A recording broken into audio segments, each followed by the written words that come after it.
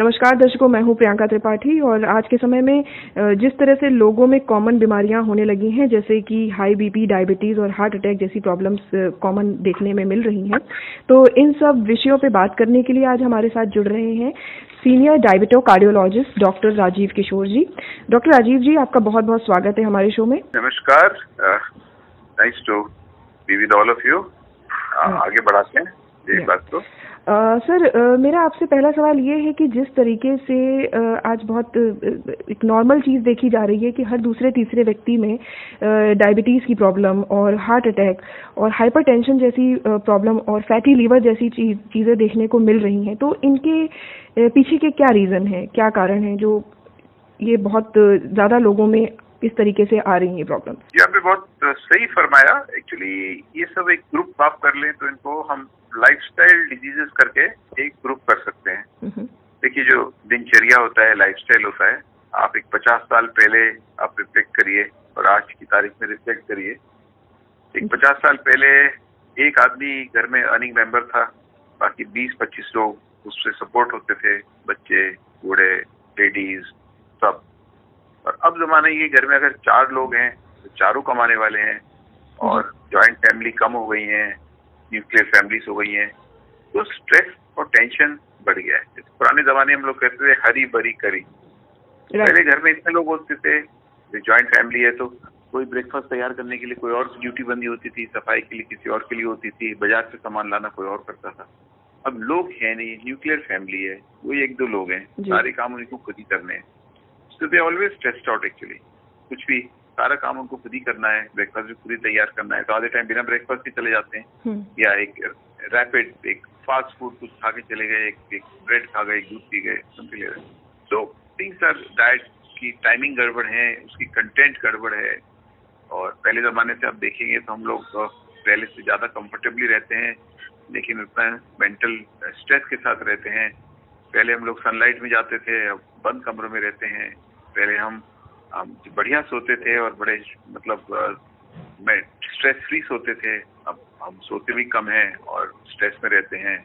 पहले natural food ज्यादा खाते थे, देखिए, और आज हम भले ही क्वालिटी हमारी फूड की बदल गई है, लेकिन वो जंक फूड है ज्यादातर।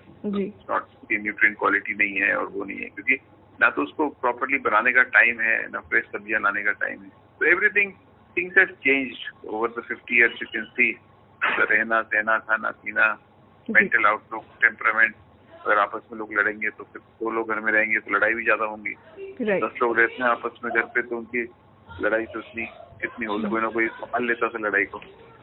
तो कुल मिला के थिंग्स हैव चेंज्ड। सो ये सब उसी का एक पार्ट है। देखिए, जंक फूड से आपके सिस्टम में लिवर, फैटी लिवर वगैरह, that is and result of junk food only. Addictions बढ़ गए हैं, अल्कोहल बढ़ गए हैं, और ये सब, और cigarette smoking and all this, tobacco, gutkha, masala, all this things increase. Plus हम लोग के जंक फूड की वजह से काइंड ऑफ ऑयल जो ग्रैंड मदर बताती थी कि देसी घी खाइए, देसी घी still one of the best actually, but quantity limited होनी चाहिए। वन शुड हैव एक जुडिशियस एक बैलेंस होना चाहिए। कोई सिंगल ऑयल सबसे अच्छा नहीं है आज भी, but I think 30% of A cooking या जो भी है आपका 2 या 3 चम्मच छोटे वाले तो देसी घी दिन में खाना ही चाहिए। Because although desi ghee is rich in cholesterol, but उसमें आइडियल कॉम्बिनेशन है N3 N6 जो ऑयल्स होते हैं, जो अच्छे वाले N3 वाले अच्छे होते हैं फिश ऑयल की तरह, N6 खराब वाले होते हैं।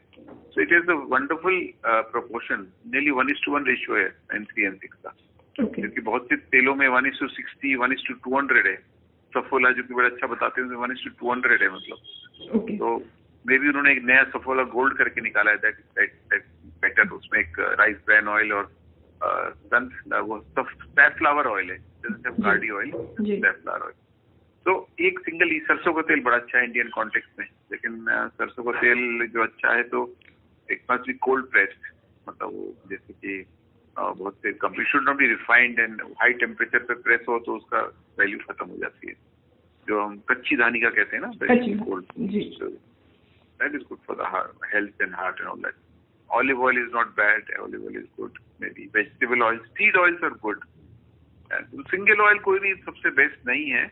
एंड कोकोनट ऑयल बाहर बहुत खराब बताते थे, लेकिन इंडिया में साउथ में बहुत खाया जाता है, तो बहुत ट्रायल हुए इसमें, तो coconut oil although it is a saturated oil, लेकिन कोकोनट ऑयल बहुत ज्यादा नुकसान नहीं करता है बिकॉज उसमें ट्राइग्लिसराइड ज्यादा होते हैं, लेकिन वो डिपेंड करता है medium chain, short chain, long chain. तो लॉन्ग चेन वाले नुकसान ज्यादा करते हैं, कोकोनट ऑयल में स्मॉल और मीडियम चेन ज्यादा है ट्राइग्लिसराइड के। सो that is also not bad. एक 10-20% कोकोनट ऑयल हो सकता है।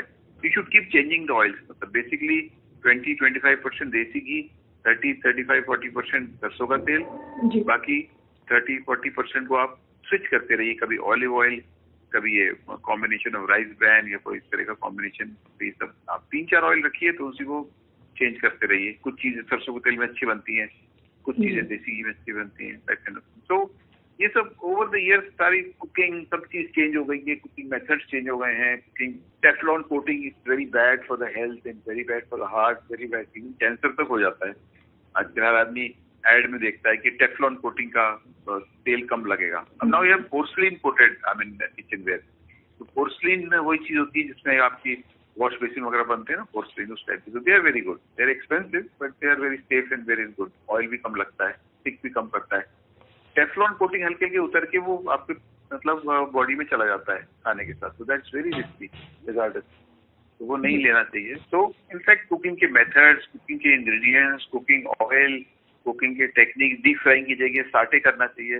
तो ये सब अब हल्के उसका टाइम नहीं है ना, डीप फ्राई फटाफट हो जाता है 2 मिनट में। फिर fast food, potato wafers, finger, McDonald वगैरह क्या करते हैं, वही ऑयल बॉयल होता रहता है, उसकी में और ऑयल डाल देते हैं, फिंगर होते रहते हैं। So that becomes trans fatty acid. आप कचौड़ी, पूरी ये सब खाते हैं, बेड़ई, आप दुकान पे जाके खाते हैं, आप भल्ला खा रहे हैं, ये खा रहे हैं, तो इसमें वही ऑयल रीयूज होता रहता है। तो once oil is reheated and reused, it gets changed into trans fatty acid. So trans is one of the worst things that can happen to the person, you know. Concept भी change हो गए हैं। बीच में ये था कि saturated fats are very bad and they should not be taken, लेकिन हम लोग तो क्या हर समय देसी घी थोड़ा बहुत ग्रैंड मदर बोलती थी तो वो बहुत ही बढ़िया। अल्टीमेटली आप कह रहे हैं कि देसी ghee is very good, but quantity limited होना चाहिए। तो ये सब मिला मिलू के आप सब देखेंगे कि अच्छा टेंशन लाइफ से कैसे हट सकता है। हर आदमी के पास ऐसी कॉम्पिटिटिव जॉब है,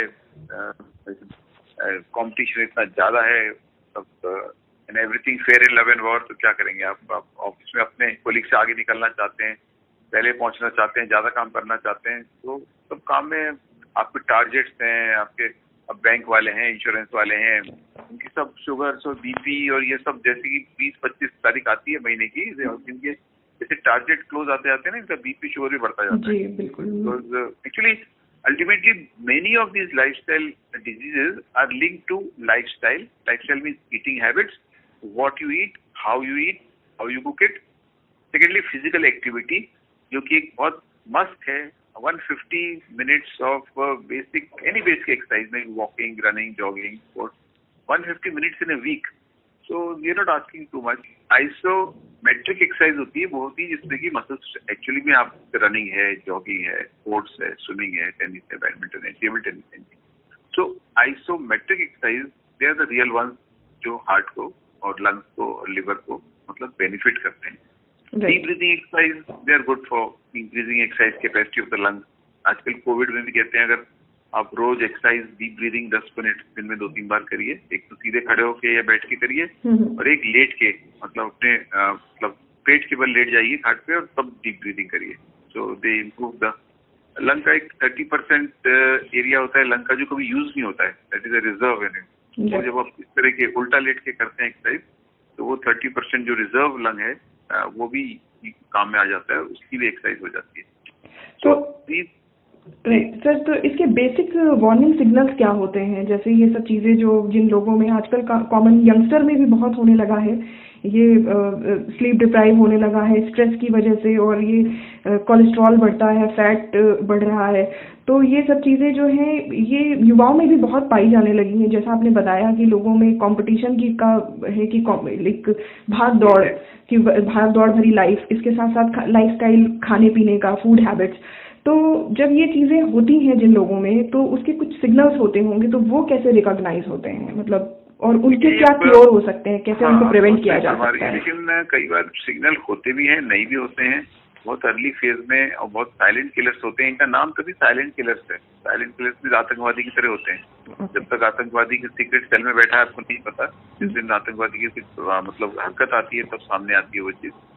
तो बेसिकली क्या है कि if someone starts feeling unwell, मुझे लगा मैं ऐसा कोई बीमार नहीं हूँ लेकिन मुझे तबीयत बढ़िया नहीं चल रही है, मेरी एफिशिएंसी गिर रही है, मैं जितना काम दिन में कर लेता था उतना नहीं कर पाता हूँ, मुझे जल्दी थकान आने लगती है, मुझे भूख अच्छी नहीं लग रही है, मेरे मतलब मोशंस ठीक नहीं हो रहे हैं, मुझे समाउ आई एम फीलिंग बॉडी में टूटन सी अजीब सी क्रैम्प्स आ रहे हैं, या मतलब वो फीलिंग ऑफ जो एलेशन है बहुत बढ़िया फिट फीलिंग जो 100% फुल बॉडी में नहीं है, something wrong somewhere, I am losing weight और I am gaining weight and plus digestion इतना अच्छा नहीं है, भूख इतनी अच्छी लग रही है। So they could be warning signal, लेकिन आई थिंक 50% केसेस में कोई वार्निंग सिग्नल अर्ली स्टेज में नहीं आता है। जब सिग्नल आता है इट्स टू लेट एक्चुअली। अब अगर आप डेटा को देखें तो 30 to 40% केसेस को जब पैरालिसिस हो जाती है, स्ट्रोक हो जाता है, तो पहली बार हॉस्पिटल में उनको इट इज डिस्कवर्ड कि उनको ब्लड प्रेशर हाई है, मतलब they didn't know at all that they have blood pressure. जब पैरालिसिस हो गया, स्ट्रोक हो गया, तभी पता लगा कि कुछ लोग नाक से खून जाने लगता है, कभी कुछ हो जाता है, कभी ब्लैकआउट हो जाता है, it could be warning signal, लेकिन 30-40% को कुछ सिग्नल ही नहीं होता है।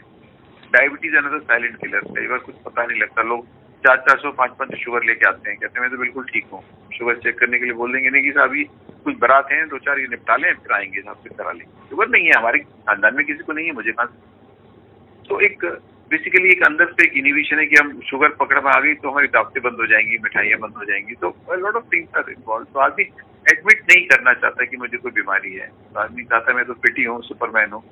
तो you have to very careful.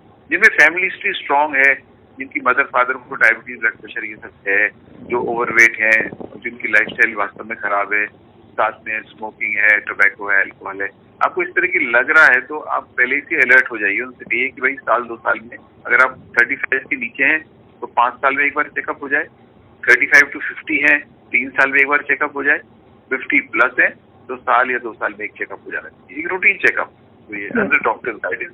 तो ये जरा we can catch them early, so prevention is better than cure, easier to prevent or catch a disease and treat in the beginning rather than जब पूरी तरह से मतलब फ्लोरिड तरीके से बॉडी को धर लेती है तब थोड़ा ट्रीटमेंट भी जरा थोड़ा प्रॉब्लमैटिक। अच्छा डॉक्टर साहब, एक चीज जानना चाहते हैं, जैसे कि अभी जो ये कोविड सीजन चल रहा है तो इसमें ज़्यादातर ये बात कही गई है कि जिनको हार्ट की प्रॉब्लम है या डायबिटीज़ है या हाई बीपी है तो उनके लिए उनको ही ज़्यादा अफेक्ट करता है। तो अगर उसी तरीके से जैसे किसी को सीवियर गैस्ट्राइटिस हो और एसिडिटी हो तो क्या ये उनको भी अफेक्ट करेगा? देखिए गैस्ट्राइटिस में तो इतना असर नहीं करेगा, लेकिन जो लोगों को हार्ट प्रॉब्लम या ब्लड प्रेशर या अनकंट्रोल्ड डायबिटीज, जिनको इन सब बातों की इस तरह की चीजें हैं तो इनमें डेफिनेटली इनको it takes a bad turn. इन्होंने देखा है कि अभी ऐसा साबित नहीं हो पाया कि जिनको ब्लड प्रेशर या शुगर यह है इनमें कोई ज्यादा जल्दी पकड़ लेती है, लेकिन लॉन्ग रन में देखते हैं तो इनमें आउटकम्स खराब है।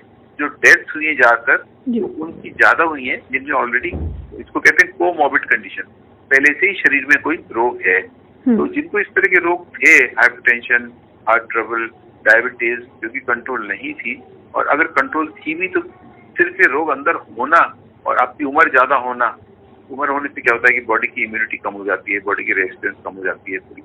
तो जिनको था उनमें ये जो है ये कोविड जो है ज्यादा भयंकर रूप अपना लेती है और इसमें कॉम्प्लिकेशंस ज्यादा होते हैं, मतलब निमोनिया ज्यादा होगा और प्लस ठीक होना जरा मुश्किल होता है और रूप जरा भयंकर ले लेता है।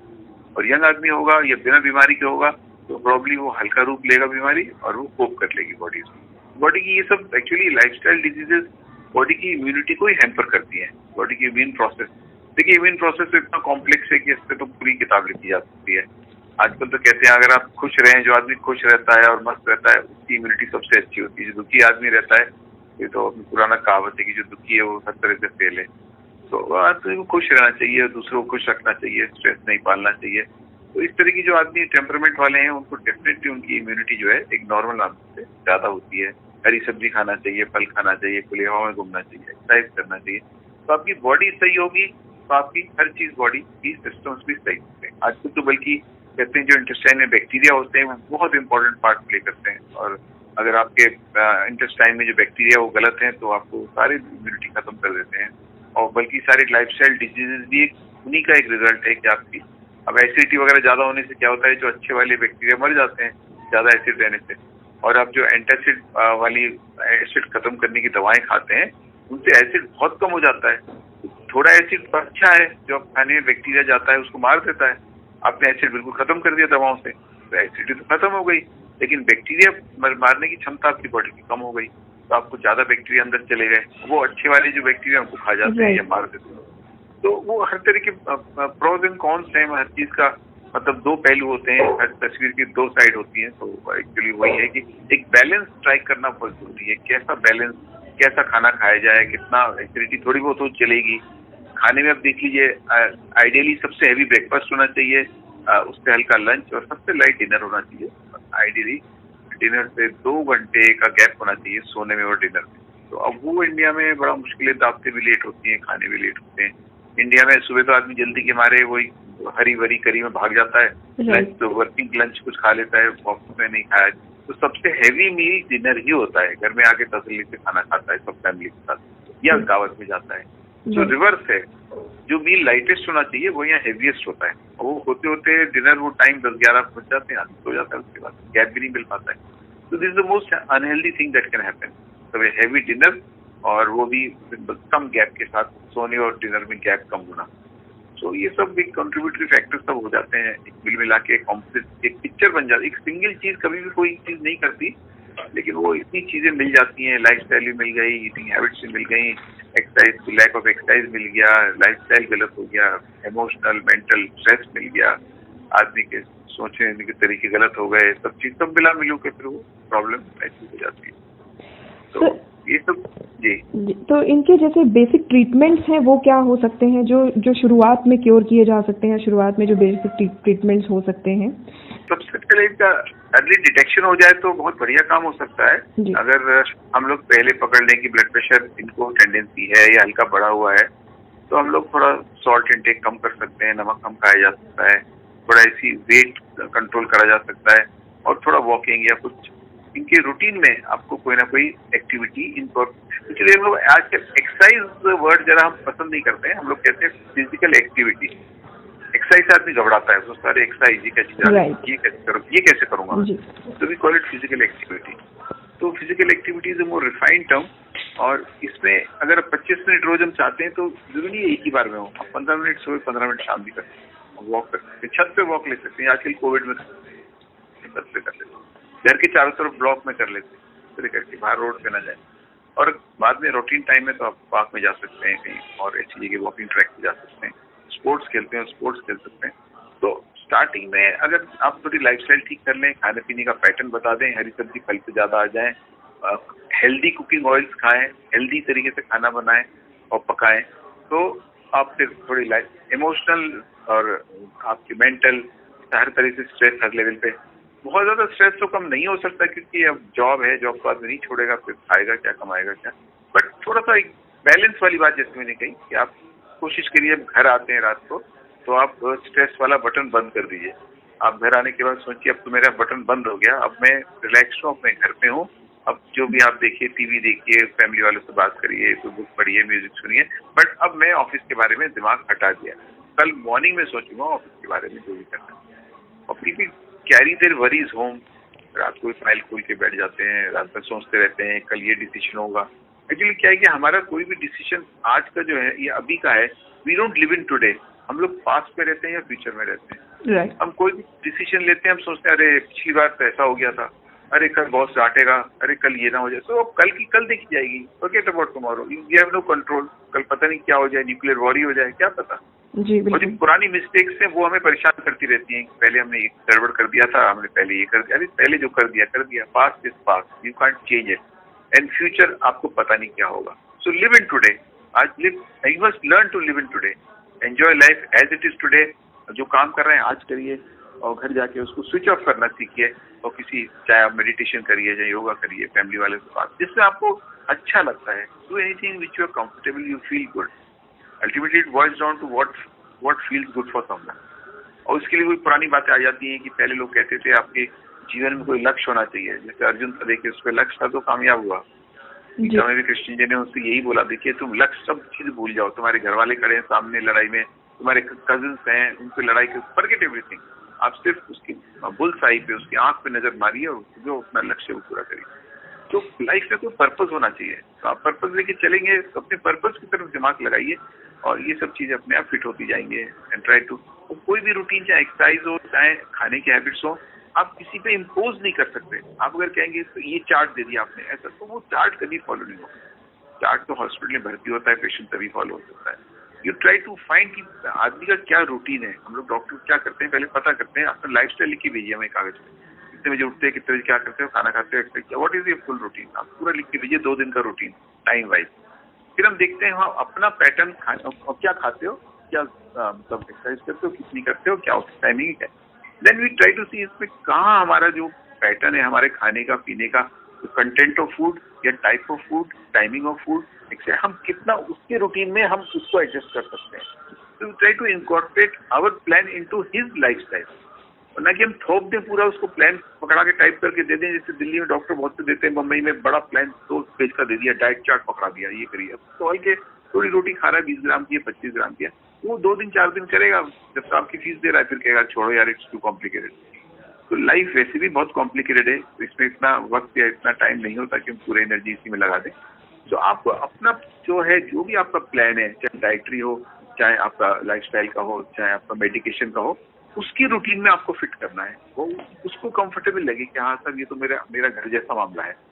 और पूरा थोप देंगे उसके ऊपर पूरा डाइट चार्ट और डाइट प्लान और एक्सरसाइज प्लान और ये और वो, तो कागज में फाइल में ही सुनता रह जाएगा। एक यूएसए में ट्रायल हुआ था जिसमें कि एक कई लाख पेशेंट्स के ऊपर ट्रायल करा था। उनको उन्होंने क्या करा, एक नर्स दे दी, एक फिजिकल इंस्ट्रक्टर दे दिया, एक एजुकेशनिस्ट दे दिया, एक डाइट स्पेशलिस्ट दे दिया, उनको असाइन कर दिया। रोज 3 घंटे वो लोग जाकर उनको वीडियो फिल्म दिखाते थे, सिखाते थे, करते थे, सब काउंसिल करते थे और पूरी मोटिवेट करते थे। 2 महीने तक ऐसा करा, फिर उनको छोड़ दिया गया 1 साल के लिए। तो जैसे जैसे शुरू में तो बड़े जोश में थे ये लोग, एक्सरसाइज, लाइफस्टाइल, खाना पीना सही, लेकिन जैसे जैसे टाइम जैसे निकलता गया, 6 महीने जब निकल के दोबारा सर्वे करा तो खाली 30% लोग उसको फॉलो कर रहे थे, 70% आउट हो चुके थे उसमें।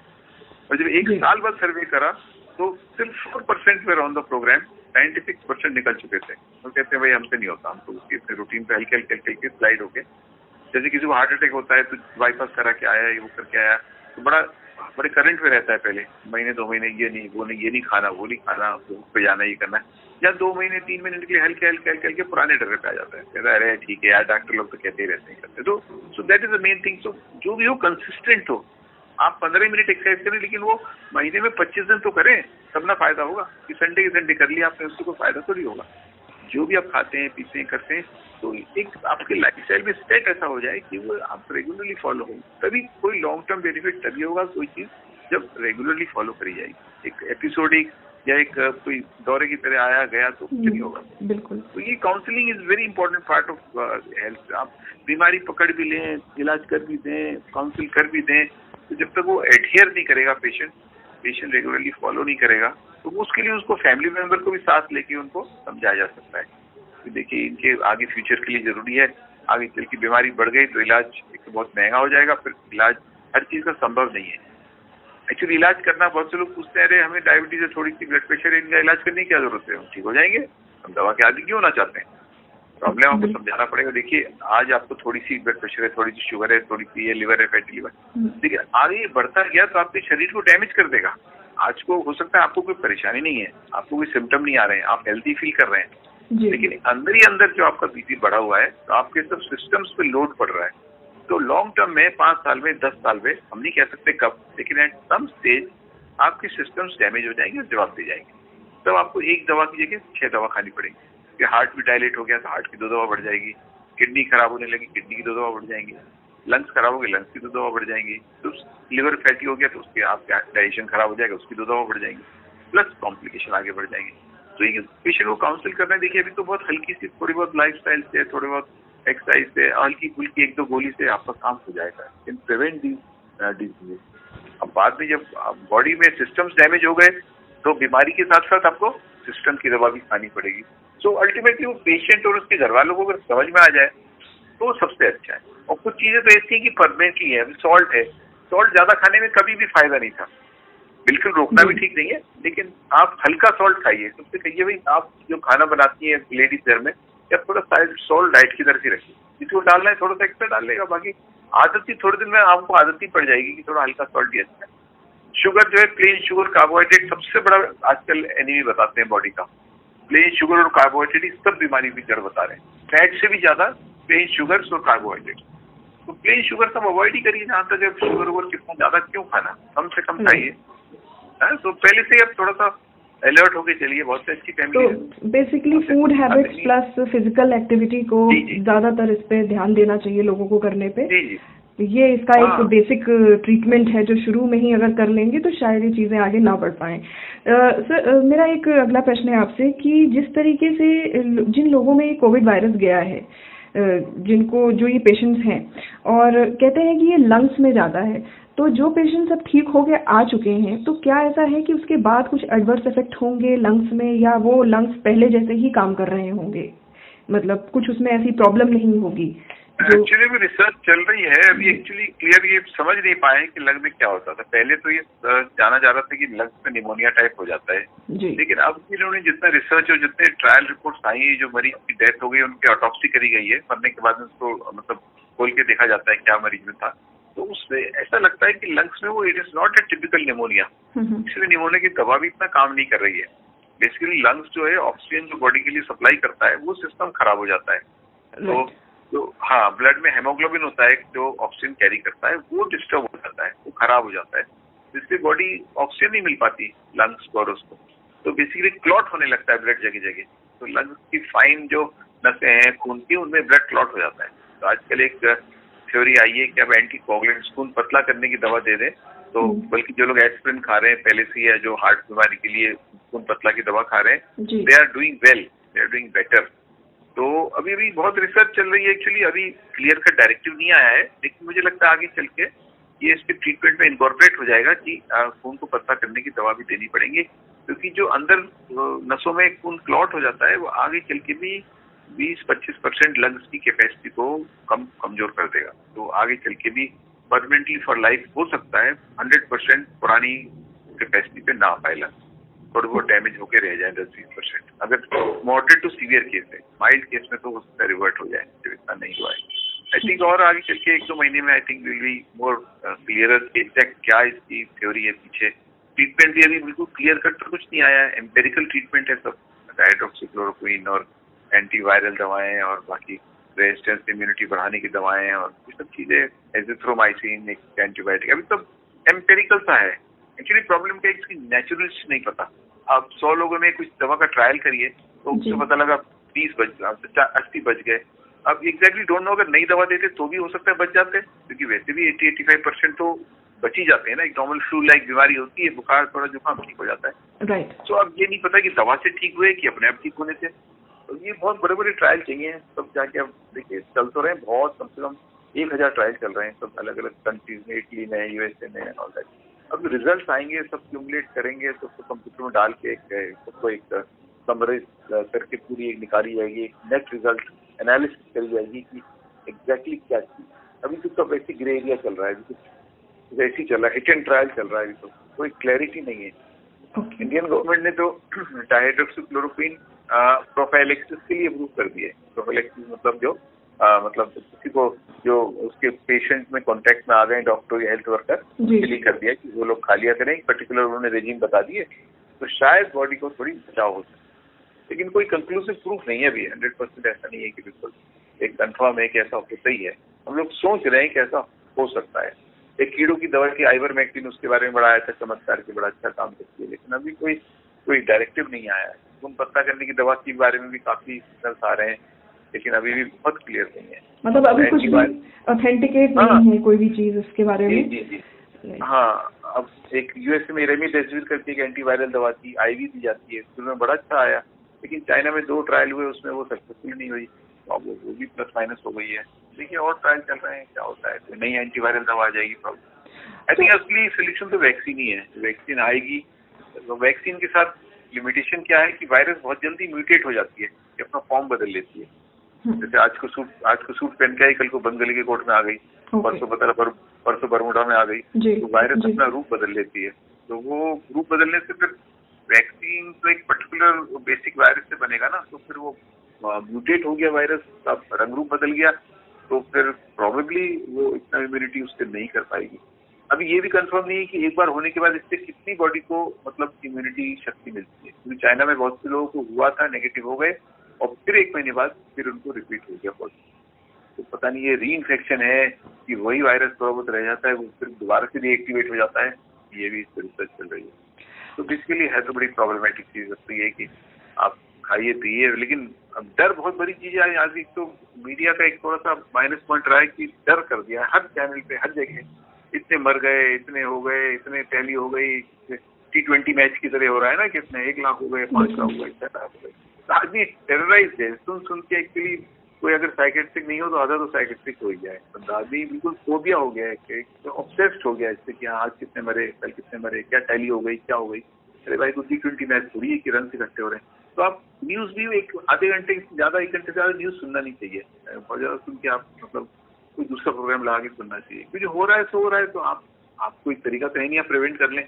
अपने लिए ठीक ठाक मेजर्स लीजिए, क्वारंटाइन करिए, बचाव करिए, मास्क लगाइए, आप हाथ धोइए अल्कोहल बेस्ड सैनिटाइजर से, साबुन से, कोई ऐसी सर्फेसेस टच मत करिए। Try to do your best. बाकी तो जो होगा तो फिर आपके हाथ में नहीं है।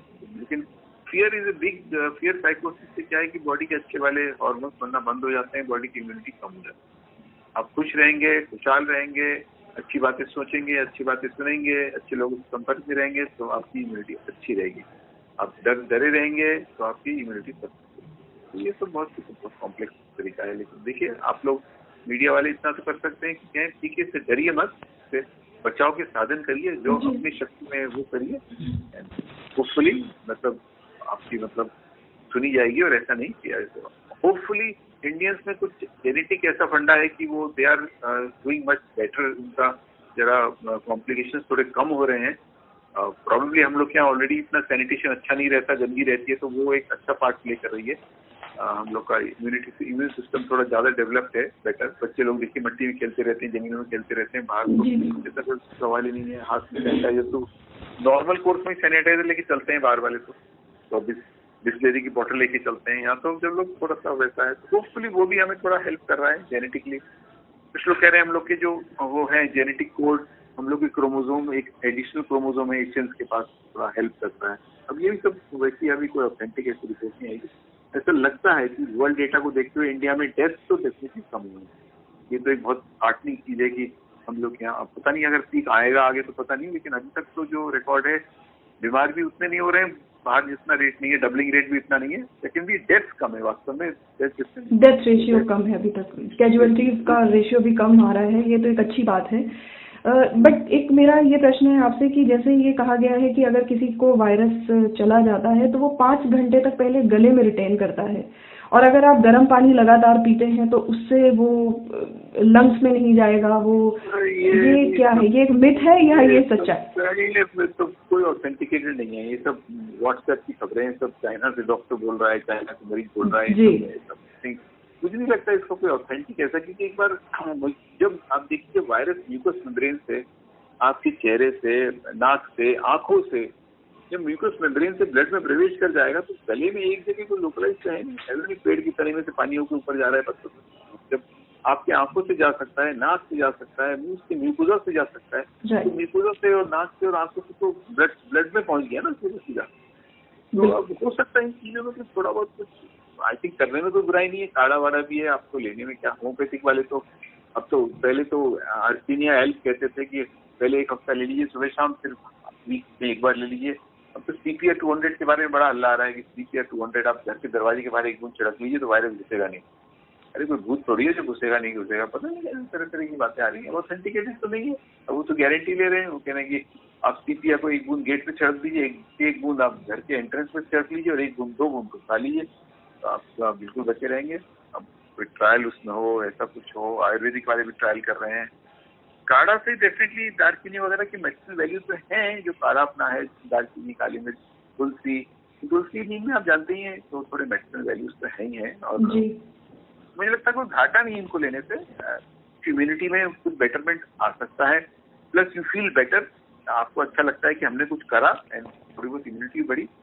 वही वाली बात है, जैसे अगर जब दंगा फसाद हो रहा है या कुछ हो रहा है तो लोग पिस्टल खरीद के रख लेते हैं लाइसेंस बनवा के, तो जेब में पिस्टल होती है, भले ही वक्त पे काम ना है लेकिन आदमी जरा कॉन्फिडेंट फील करता है सड़क पे निकलने में कि मेरी जेब में पिस्टल है, होगा तो भी देखो। बिल्कुल। तो यही हम एक तरह से हमारी पिस्टल यही है कि हम होम्योपैथिक अगर किसी को फेथ होना चाहिए तो आप खा लें और काढ़ा वाड़ा आप ले लें कर लें, तो इसमें थोड़ा आपको लग रहा है कि हमने कुछ करा, वी आर इम्यून, हम इसका सामना अच्छी तरह करेंगे और हम होंगे कामयाब, बस ये फीलिंग थोड़ी आगे बढ़ जाती है। आई थिंक कोई घाटा तो नहीं दिख रहा मुझे इन चीजों, ये हार्मलेस चीजें हैं, कोई नॉर्मल है, अगर हेल्दी आदमी भी अगर ये काढ़ा पी ले तो आई डोंट थिंक कोई नुकसान होगा। तो मतलब ये गर्म पानी का ऑप्शन और ये काढ़ा वगैरह घर में ही घरेलू उपचार किए जा सकते हैं अपनी इम्यूनिटी को ठीक करने के लिए। इसमें भले इसमें कोई बहुत ऑथेंटिसिटी नहीं है, लेकिन करना एक, जैसे आपने बताया, एक वेपन के तौर पे काम कर सकता है ये। वायरल के लिए ठंडक तो वायरस ड्राइव करता है ठंडक में, तो वैसे भी आइसक्रीम वगैरह कोल्ड ड्रिंक खा के लोगों को गला पकड़ जाता है। बिल्कुल। तो गर्म चीजों से, ये तो एक वायरस है, और भी खांसी जुकाम के वायरस भी तो है, उससे कंफ्यूजन हो जाता है।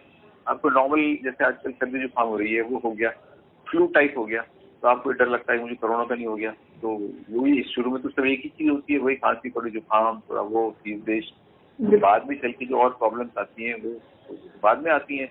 2 से 14 दिन तो कैरियर ही रहता है, वो पता ही नहीं, कुछ नॉर्मल ही रहता है। तो ये सब और भी तो इसके बहुत से मतलब भाई बंधु हैं इसके वायरस के, तो कॉमन कोल्ड वाले वायरस, ये वायरस तो कम से कम थोड़े कम हो जाएंगे ना, वो अगर नहीं हुआ तो उसका थोड़ा प्रोटेक्शन हो जाएगा। मुझे लगता है सब गर्म पानी पीना, और चाइना में जैसे वो एक बड़े वाले उसमें गर्म पानी रख देते हैं फ्लास्क में, उसमें हल्की सी 1-2-3 लीटर में एक चम्मच पत्ती डाल देते हैं चाय की, उसको माइल्ड टी हो जाती है, उसके अंदर उसी को सिप करते रहते हैं। तो ये भी एक तो आई थिंक थोड़ा इम्यूनिटी बढ़ाने में ही मदद करेगी। I don't think there is any side effect and there is no flip side, और कुछ ना कुछ बेनिफिट ही कर दे, और लगता है कि कोविड को भी भगा दे तो बहुत ही बढ़िया है, सोने पे सुहागे वाली बात हो जाएगी। सो डॉक्टर राजीव किशोर जी, आपका बहुत बहुत धन्यवाद कि आपने डॉक्टर्स आवर्स शो के लिए समय निकाला। इस लॉकडाउन के टाइम में सोशल डिस्टेंसिंग को मेंटेन रखते हुए आपने स्वास्थ्य से संबंधित काफ़ी सारी जानकारियां साझा करी। इसके साथ ही साथ कोविड में किस तरीके के प्रिकॉशंस लेने चाहिए और किस तरीके से अपनी हेल्थ को इम्प्रूव किया जा सकता है, इम्यूनिटी को बढ़ाया जा सकता है, उससे संबंधित आपने जो भी जानकारियाँ हमें दी उसके लिए आपका बहुत बहुत धन्यवाद। Okay, thank you, have a nice day, फिर मिलेंगे, नो प्रॉब्लम, थैंक यू। खबरों में बने रहने के लिए RNI की फेसबुक, ट्विटर, इंस्टा और यूट्यूब को सब्सक्राइब करें। बेल आइकन दबाना ना भूलें।